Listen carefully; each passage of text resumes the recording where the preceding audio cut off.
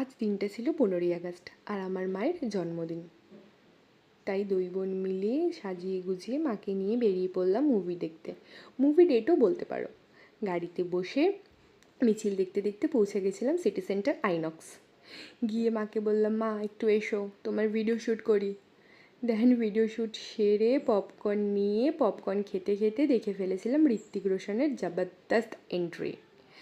দেন movie শেষ করার পর বেরিয়ে আমরা গাড়ি ধরে আবার চলে গেলাম সিসি 1 থেকে চিনার পার্ক, আমিনিয়া চিনার পার্ক। আসলে মা বিরিয়ানি খেতে প্রচণ্ড ভালোবাসে, তাই জন্য আমিনিয়া। দেন গিয়ে দিয়ে ফেললাম নিজের সাধ্য মতো মাকে একটা সোনার আংটি গিফট। হাসি দেখেছো ভদ্রমহিলার, মানে ভাবা যায় এতটা খুশি হয়েছে। মানে মা না অ্যাকচুয়ালি দুই বোনকে অনেক কষ্ট করে বড় করেছে ছোটোবেলা থেকে।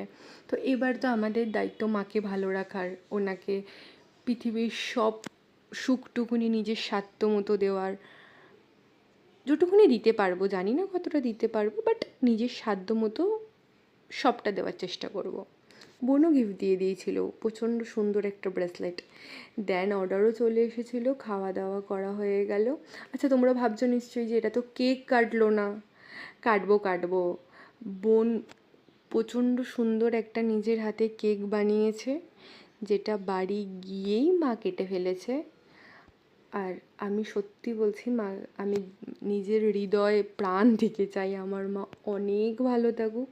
প্রত্যেক ছেলে মেয়ে হয়তো তাই চাই যে তাদের মা বাবা অনেক ভালো থাকুক, অনেক সুস্থ থাকুক, আর এই হাসি মুখটা নিয়েই সারাটা জীবন থাকুক।